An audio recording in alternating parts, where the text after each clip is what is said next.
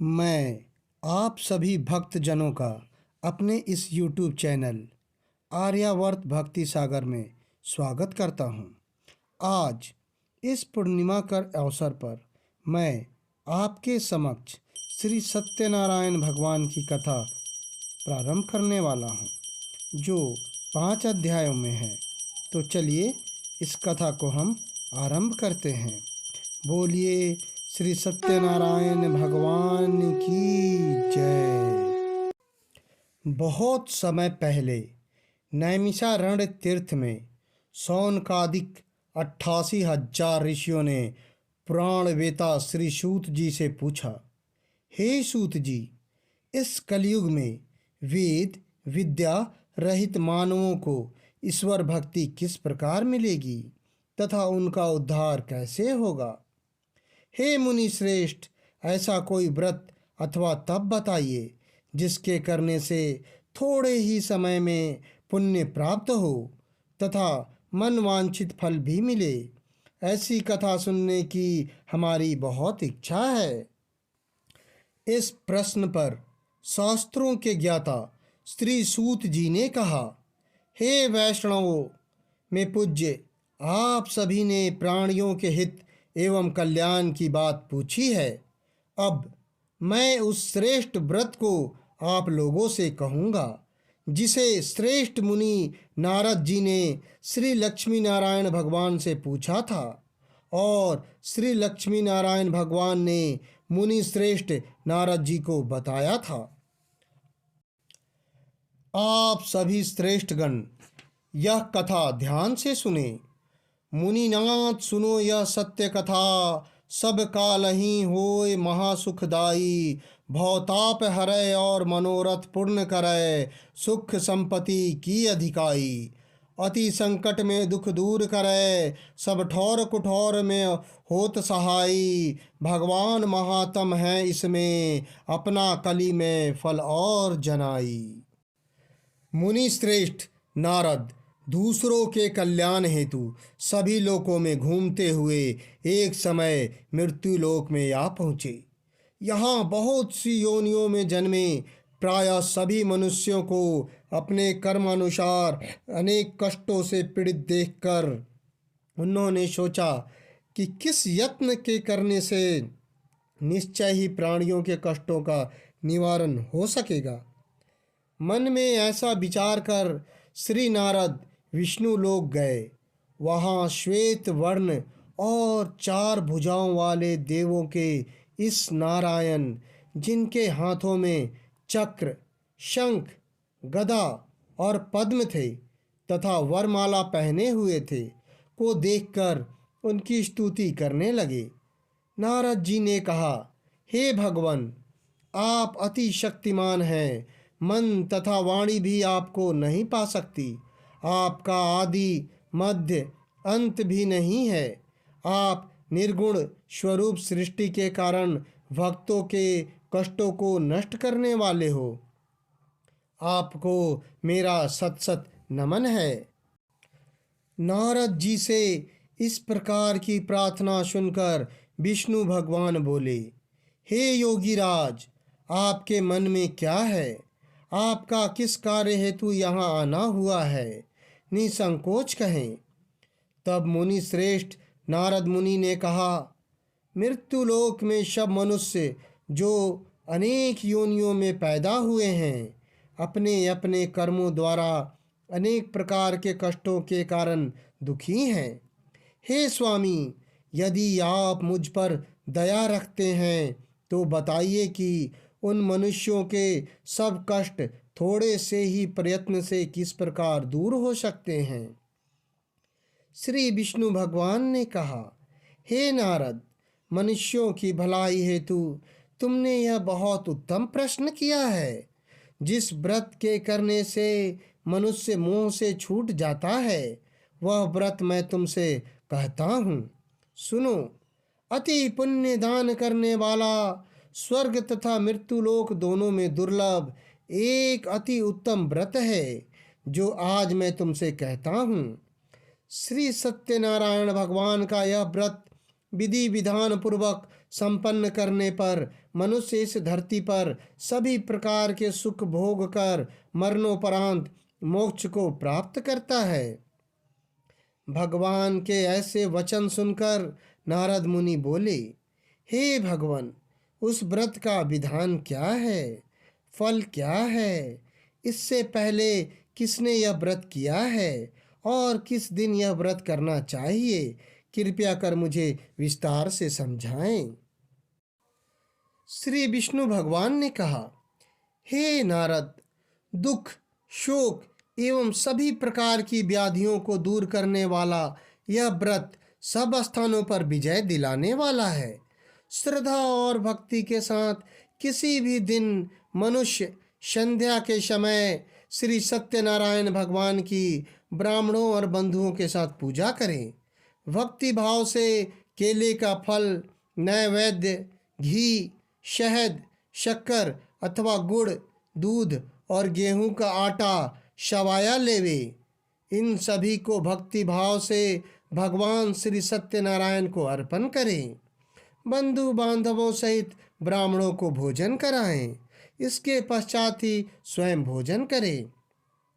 रात्रि में श्री सत्यनारायण भगवान के गीत आदि का आयोजन कर श्री सत्यनारायण भगवान का स्मरण करता हुआ समय व्यतीत करें। इस तरह जो मनुष्य व्रत करेंगे उनकी मनोकामनाएं अवश्य ही पूर्ण होंगी। विशेष रूप से कलयुग में मृत्युलोक में यही एक ऐसा उपाय है जिससे अल्प समय और कम धन में महान पुण्य की प्राप्ति हो सकती है। इति श्री सत्यनारायण व्रत कथा प्रथम अध्याय संपूर्ण। चलिए अब हम लोग द्वितीय अध्याय में प्रवेश करते हैं। महान संत सूत जी ने कहा, हे ऋषियों, जिन्होंने प्राचीन काल में इस व्रत को किया है उनका इतिहास मैं आप सबसे कहता हूँ। आप सब ध्यान से सुने। अति सुंदर काशीपुरी नगरी में एक अति निर्धन ब्राह्मण वास करता था। वह भूख और प्यास से बेचैन होकर हर समय दुखी रहता था। ब्राह्मणों से प्रेम करने वाले श्री विष्णु भगवान ने उसको दुखी देखकर एक दिन बूढ़े ब्राह्मण का वेश धारण कर निर्धन ब्राह्मण के पास जाकर बड़े आदर से पूछा, हे ब्राह्मण, तुम हर समय ही दुखी होकर पृथ्वी पर क्यों घूमते हो? हे श्रेष्ठ ब्राह्मण, अपनी व्यथा मुझसे कहो, मैं सुनना चाहता हूँ। कष्टों से घिरे उस ब्राह्मण ने कहा, मैं निर्धन ब्राह्मण हूँ, भिक्षा के लिए पृथ्वी पर मारा मारा फिरता हूँ। हे भगवान, यदि आप इससे मुक्ति पाने का कोई उपाय जानते हो तो कृपया कर मुझे बताएं। वृद्ध ब्राह्मण का रूप धारण किए हुए श्री विष्णु भगवान तब बोले, हे ब्राह्मण, श्री सत्यनारायण भगवान मनोवांछित फल देने वाले हैं, इसलिए तुम उनका विधि पूर्वक पूजन करो, जिसके करने से मनुष्य सब दुखों से मुक्त हो जाता है। दरिद्र ब्राह्मण को व्रत का संपूर्ण विधान बतलाकर बूढ़े ब्राह्मण का रूप धरे श्री सत्यनारायण भगवान अंतर्ध्यान हो गए। वृद्ध ब्राह्मण ने जिस व्रत को बतलाया था मैं उसको विधि विधान सहित करूँगा, ऐसा निश्चय कर वह दरिद्र ब्राह्मण घर चला गया। परंतु उस रात उस ब्राह्मण को नींद नहीं आई। अगले दिन वह जल्दी उठा और श्री सत्यनारायण भगवान का व्रत करने का निश्चय कर भिक्षा मांगने के लिए चल दिया।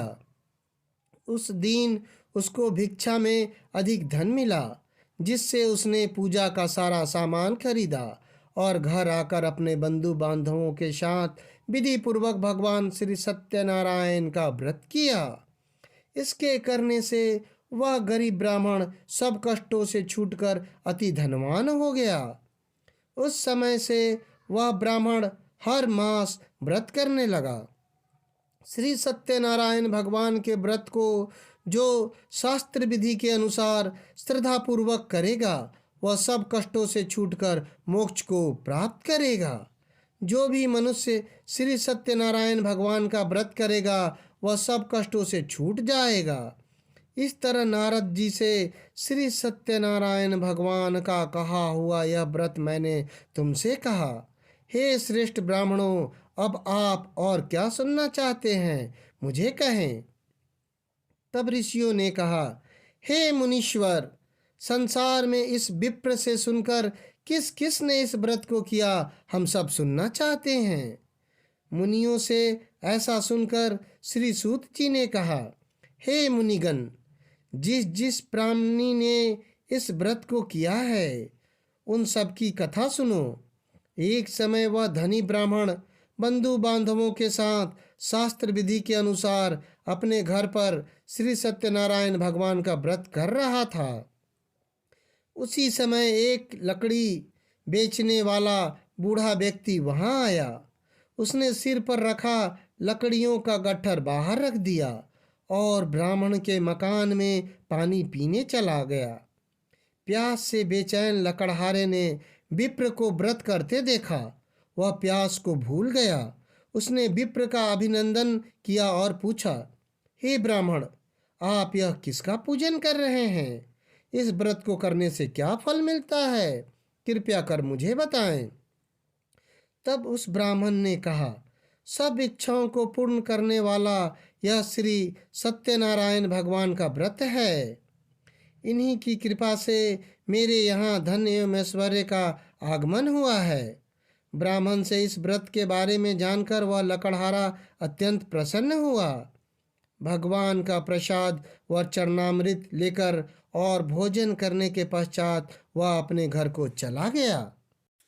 और फिर अगले दिन लकड़हारे ने अपने मन में संकल्प किया कि आज गांव में लकड़ी बेचने से जो धन मिलेगा उसी से भगवान सत्यनारायण का श्रेष्ठ व्रत करूंगा। मन में ऐसा विचार कर वह लकड़हारा लकड़ियों का गट्ठर अपने सिर पर रखकर जिस नगर में धनवान लोग रहते थे ऐसे सुंदर नगर में गया। उस दिन उसे उन लकड़ियों का दाम पहले दिनों से चौगुना मिला। तब वह बूढ़ा लकड़हारा बहुत प्रसन्न होकर पके केले, शहद, शक्कर, घी, दही, दुग्ध और गेहूं का चूर्ण इत्यादि श्री सत्यनारायण भगवान के व्रत की सभी सामग्री लेकर अपने घर आया। फिर उसने अपने बंधु बांधवों को बुलाकर विधि विधान के अनुसार भगवान का पूजन एवं व्रत किया। उस व्रत के प्रभाव से वह बूढ़ा लकड़हारा धन धान्य से युक्त हुआ और संसार के समस्त सुख भोग कर बैकुंठ को चला गया। इति श्री सत्यनारायण व्रत कथा द्वितीय अध्याय संपूर्ण। इस तरह इस कथा का द्वितीय अध्याय संपूर्ण होता है। चलिए हम तृतीय अध्याय में अब प्रवेश करते हैं। श्री सूत जी बोले, हे श्रेष्ठ मुनियों, अब मैं आगे की एक कथा कहता हूँ। प्राचीन काल में उल्कामुख नाम का एक महान ज्ञानी राजा था। वह जितेंद्रिय और सत्यवक्ता था। प्रतिदिन मंदिरों में जाता था तथा गरीबों को धन देकर उनके दुखों को दूर करता था। उसकी पत्नी कमल के समान सुंदर मुख वाली और सती साध्वी थी। एक दिन भद्रशिला नदी के तट पर वे दोनों विधि विधान सहित श्री सत्यनारायण भगवान का व्रत कर रहे थे। उस समय वहाँ साधु नामक एक वैश्य आया। उसके पास व्यापार के लिए बहुत सारा धन था। वह वैश्य नाव को नदी किनारे पर ठहराकर राजा के पास आया। राजा को व्रत करते हुए देखकर उसने विनम्रतापूर्वक पूछा, हे राजन, यह आप क्या कर रहे हैं? मेरी सुनने की इच्छा है। कृपया आप यह मुझे भी समझाइए। महाराज उल्कामुख ने कहा, हे वैश्य, मैं अपने बंधु बांधवों के साथ पुत्र की प्राप्ति के लिए श्री सत्यनारायण भगवान का व्रत व पूजन कर रहा हूँ। राजा के वचन सुनकर साधु नामक वैश्य ने आदर से कहा, हे राजन, मुझे भी इसका संपूर्ण विधि विधान बताए। मैं भी आपके कहे अनुसार इस व्रत को करूँगा। मेरे भी कोई संतान नहीं है। मुझे विश्वास है इस उत्तम व्रत को करने से अवश्य ही मुझे भी संतान होगी। राजा से व्रत के सब विधान सुन व्यापार से निवृत्त हो वह वैश्य सुखपूर्वक अपने घर आया। उसने अपनी पत्नी को संतान देने वाले उस व्रत के विषय में सुनाया और प्रण किया कि जब मेरे संतान होगी तब मैं इस व्रत को करूँगा। वैश्य ने यह वचन अपनी पत्नी लीलावती से भी कही। एक दिन उसकी पत्नी लीलावती श्री सत्यनारायण भगवान की कृपा से गर्भवती हो गई। 10वें महीने में उसने एक अति सुंदर कन्या को जन्म दिया। दिनों दिन वह कन्या इस तरह बढ़ने लगी जैसे शुक्ल पक्ष का चंद्रमा बढ़ता है। कन्या का नाम उन्होंने कलावती रखा।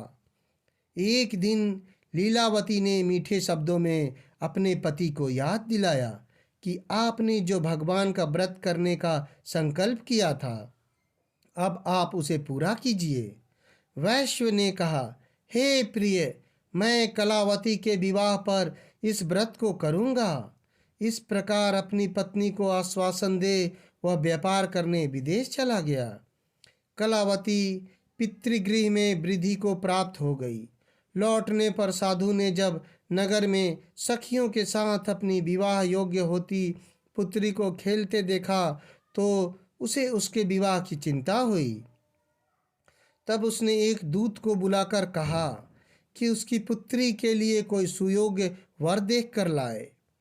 दूत साधु नामक उस वैश्य की आज्ञा पाकर कंचन नगर पहुंचा और देखभाल कर वैश्य की कन्या के लिए एक सुयोग्य वणिक पुत्र ले आया। उस सुयोग्य लड़के के साथ साधु नामक वैश्य ने अपने बंधु बांधवों सहित प्रसन्न चित्त होकर अपनी पुत्री का विवाह कर दिया। दुर्भाग्य से वह विवाह के समय भी श्री सत्यनारायण भगवान का व्रत करना भूल गया। इस पर श्री भगवान अत्यंत क्रोधित हो गए। उन्होंने वैश्य को श्राप दिया कि तुम्हें दारुण दुख प्राप्त होगा। और फिर अपने कार्य में कुशल वह वैश्य अपने दामाद सहित नावों का बेड़ा लेकर व्यापार करने के लिए सागर के समीप स्थित रत्नसारपुर नगर में गया। रत्नसारपुर पर चंद्रकेतु नामक राजा राज करता था। दोनों ससुर जमाई चंद्रकेतु राजा के उस नगर में व्यापार करने लगे। एक दिन भगवान श्री सत्यनारायण की माया से प्रेरित एक चोर राजा चंद्रकेतु का धन चुराकर भाग रहा था। राजा के दूतों को अपने पीछे तेजी से आते देखकर चोर ने घबराकर राजा के धन को उस वैश्य की नाव में चुपचाप छुपा दिया जहां वे ससुर जमाई ठहरे हुए थे और भाग गया। जब राजदूतों ने उस वैश्य के पास राजा के धन को रखा देखा तो उन्होंने उन ससुर दामाद को ही चोर समझा। वे उन ससुर दामाद दोनों को बांध कर ले गए और राजा के समीप जाकर बोले, आपका धन चुराने वाले ये दो चोर हम पकड़ कर लाए हैं, देखकर आज्ञा दें। तब राजा ने बिना उस वैश्य की बात सुने उन्हें कारागार में डालने की आज्ञा दे दी। इस प्रकार राजा की आज्ञा से उनको कारावास में डाल दिया गया तथा उनका सारा धन भी छीन लिया गया। श्री सत्यनारायण भगवान के श्राप के कारण उस वैश्य की पत्नी लीलावती की पुत्री कलावती भी घर पर बहुत दुखी हुई। उनका सारा धन चोर चुरा कर ले गए। मानसिक व शारीरिक पीड़ा तथा भूख प्यास से अति दुखी हो भोजन की आस में कलावती एक ब्राह्मण के घर गई। उसने ब्राह्मण को श्री सत्यनारायण भगवान का व्रत विधि पूर्वक करते देखा। उसने कथा सुनी तथा श्रद्धा पूर्वक प्रसाद ग्रहण कर रात को घर आई। माता ने कलावती से पूछा, हे पुत्री, तू अब तक कहाँ रही? मैं तेरे लिए बहुत चिंतित थी। माता के शब्द सुन कलावती बोली, हे माता, मैंने एक ब्राह्मण के घर श्री सत्यनारायण भगवान का व्रत होते देखा है और मेरी भी उस उत्तम व्रत को करने की इच्छा है। माता ने कन्या के वचन सुनकर पति द्वारा व्रत करने का पूर्व में किया गया संकल्प याद करते हुए श्री सत्यनारायण भगवान के पूजन की तैयारी की। उसने बंधुओं सहित श्री सत्यनारायण भगवान का पूजन व व्रत किया और वर मांगा कि मेरे पति और दामाद शीघ्र ही घर लौट आएं। साथ ही विनती की कि हे प्रभु, अगर हमसे कोई भूल हुई हो तो हम सबका अपराध क्षमा करो। श्री सत्यनारायण भगवान इस व्रत से प्रसन्न हो गए। उन्होंने राजा चंद्रकेतु को स्वप्न में दर्शन देकर कहा, हे राजन, जिन दो वैश्य को तुमने बंदी बना रखा है वो निर्दोष हैं, उन्हें प्रातः ही छोड़ दो। उनका सब धन तुमने अधिग्रहित किया है, लौटा दो, अन्यथा मैं तुम्हारा राज्य, धन, पुत्र आदि सब नष्ट कर दूंगा। राजा से ऐसे वचन कहकर भगवान अंतर्ध्यान हो गए। और फिर प्रातःकाल राजा चंद्रकेतु ने दरबार में सबको अपना स्वप्न सुनाया और सैनिकों को आज्ञा दी कि दोनों वैश्यों को कैद से मुक्त कर दरबार में ले आएं। दोनों ने आते ही राजा को प्रणाम किया। राजा ने कोमल वचनों में कहा, हे महानुभाव, तुम्हें अज्ञानतावश ऐसा कठिन दुख प्राप्त हुआ। अब तुम्हें कोई भय नहीं है, तुम मुक्त हो। ऐसा कहकर राजा ने उनको नए नए वस्त्राभूषण पहनवाए तथा उनका जितना धन लिया था उससे दुगना लौटाकर आदर से विदा किया। दोनों वैश्य अपने घर को चल दिए। इति श्री सत्यनारायण व्रत कथा तृतीय अध्याय संपूर्ण। इस तरह भगवान श्री सत्यनारायण की कथा का तीसरा अध्याय समाप्त होता है। अब हम चतुर्थ अध्याय में प्रवेश करते हैं। सूत जी ने आगे कहा, वैश्य ने यात्रा आरंभ की और अपने नगर की ओर चला। उनके थोड़ी दूर आगे बढ़ने पर दंडी वेशधारी श्री सत्यनारायण भगवान ने उसकी परीक्षा लेने हेतु उससे पूछा, हे वैश्य, तेरी नाव में क्या है? अभिमानी वणिक हंसता हुआ बोला, हे दंडी, आप ऐसा क्यों पूछते हो? क्या धन लेने की कामना है? मेरी नाव में तो बेल और पत्ते से भरे हैं। वैश्य के ऐसे वचन सुनकर दंडी वेशधारी श्री सत्यनारायण भगवान बोले, तुम्हारा ही वचन सत्य हो। ऐसा कहकर वे वहां से चले गए और कुछ दूर जाकर समुद्र के तट पर बैठ गए कि वह अभी माफी मांगने तथा अपना पश्चाताप करने आता होगा। दंडी महाराज के जाने के पश्चात वैश्य ने नित्य क्रिया से निवृत्त होने के बाद नाव को ऊंची उठी देखकर अचंभा किया और नाव में बेल पत्ते आदि देखकर मूर्छित हो जमीन पर गिर पड़ा। मूर्छा खुलने पर अति शोक करने लगा। तब उसके दामाद ने कहा, आप शोक न करें, यह दंडी महाराज का श्राप है, अतः हमें उनकी शरण में ही चलना चाहिए, वही हमारे दुखों का अंत करेंगे। दामाद के वचन सुनकर वह वैश्य दंडी भगवान के पास पहुंचा और अत्यंत भक्ति भाव से पश्चाताप करते हुए बोला, मैंने जो आपसे असत्य वचन कहे थे उनके लिए मुझे क्षमा करें।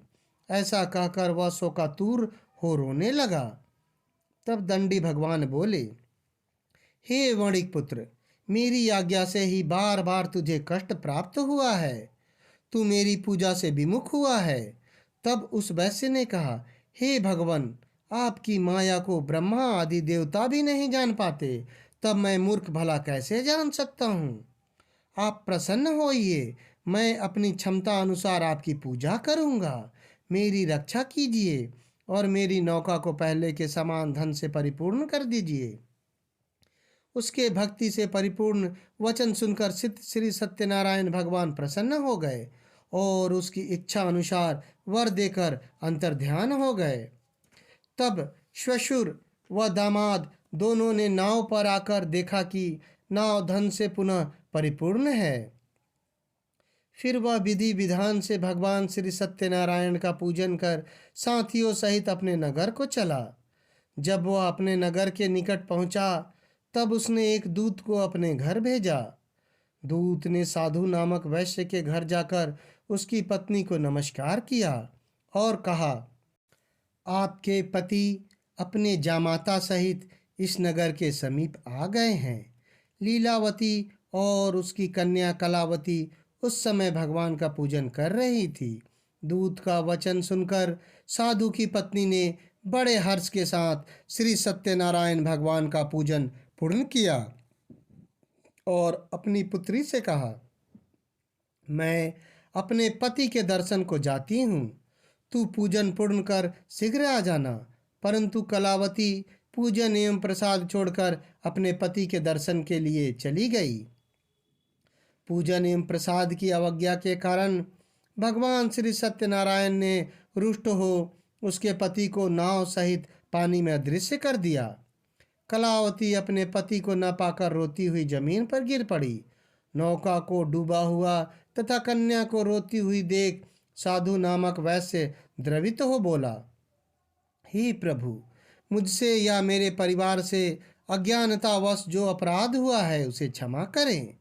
उसके ऐसे वचन सुनकर श्री सत्यनारायण भगवान प्रसन्न हो गए। आकाशवाणी हुई, हे वैश्य, तेरी पुत्री मेरा प्रसाद छोड़कर आई है, इसलिए इसका पति अदृश्य हुआ है। यदि वह घर जाकर प्रसाद ग्रहण कर लौटे तो इसे इसका पति अवश्य मिलेगा। आकाशवाणी सुनकर कलावती ने घर पहुंचकर प्रसाद ग्रहण किया और फिर आकर अपने पति को पूर्व रूप में पाकर वह अति प्रसन्न हुई तथा उसने अपने पति के दर्शन किए। तत्पश्चात साधु वैश्य ने वही बंधु बांधवों सहित भगवान श्री सत्यनारायण का विधि पूर्वक पूजन किया। वह इस लोक के सभी प्रकार के सुख भोग कर अंत में मोक्ष को प्राप्त हुआ। इति श्री सत्यनारायण व्रत कथा चतुर्थ अध्याय संपूर्ण। इस तरह भगवान श्री सत्यनारायण व्रत कथा का चौथा अध्याय भी संपन्न होता है। चलिए हम अब आगे पंचम अध्याय में प्रवेश करते हैं।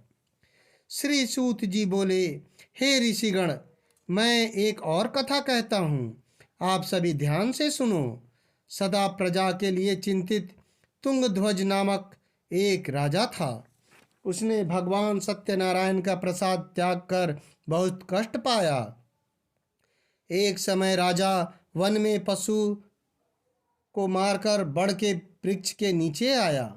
वहां उसने ग्वालों को भक्ति भाव से बंधु बांधवों सहित श्री सत्यनारायण जी का पूजा करते देखा, परंतु राजा देखकर भी अभिमान के कारण न तो वहां गया और न ही श्री सत्यनारायण भगवान को नमस्कार ही किया।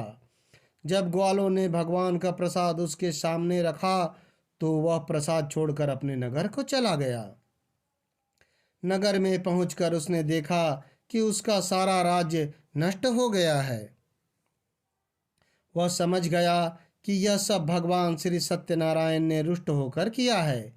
तब वह वन में वापस आया और ग्वालों के समीप जाकर विधि पूर्वक पूजन कर प्रसाद ग्रहण किया तो श्री सत्यनारायण भगवान की कृपा से सब कुछ पहले जैसा ही हो गया और लंबे समय तक सुख भोग कर मरणोपरांत वह मोक्ष को प्राप्त हुआ।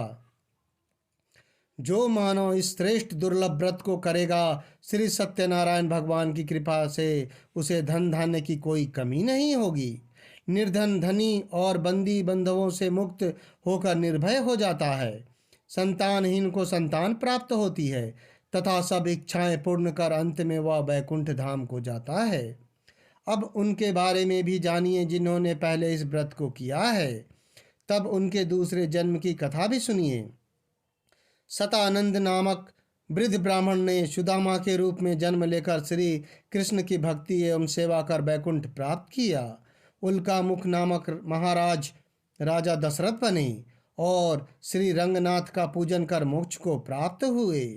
साधु नाम के वैश्य ने धर्मात्म व सत्य प्रतिज्ञ राजा मोरध्वज बनकर अपने पुत्र को ओर से चीर कर वैकुंठ धाम प्राप्त किया। महाराज तुंगध्वज स्वयंभू मनु बने।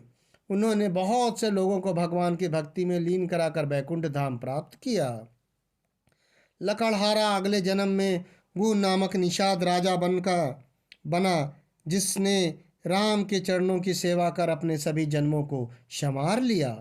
इति श्री सत्यनारायण व्रत कथा पंचम अध्याय संपूर्ण। तो इस तरह भगवान श्री सत्यनारायण व्रत कथा का 5वां अध्याय भी समाप्त होता है। तो आप सभी भक्तगण एक साथ मिलकर बोले, भगवान श्री सत्यनारायण की जय।